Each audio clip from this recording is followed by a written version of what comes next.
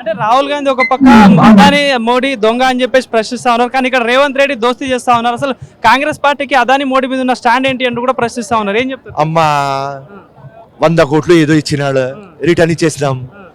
Telangana surplus state, 3 లక్షల కోట్ల state. 100 కోట్లు మాకు అదానిది ఎందుకు?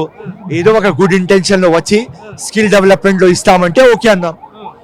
దాని తర్వాత ఆపోజిషన్ క్వశ్చన్ పెట్టింది, అరే వద్దురాని 100 రూపాయలని ఇచ్చేస్తాం. ఓవర్. కానీ ఏం చెప్తారు? ఒక పక్క ఇప్పుడు ఏదైతే నిన్న కేటీఆర్ కానీ బీఆర్ఎస్ పార్టీ నాయకులు అందరూ బేడీలు వేసుకుని కూడా అసెంబ్లీకి వెళ్ళి కూడా దమ్ముంటే అరెస్ట్ చేసుకోండి ఫార్ములా ఈ రేస్ లో అని చెప్పి ప్రశ్నిస్తా ఉన్నారు. మరి నిజంగా కేటీఆర్ ని ఎప్పుడు అరెస్ట్ చేయబోతున్నారు కాంగ్రెస్ పార్టీ అంటే?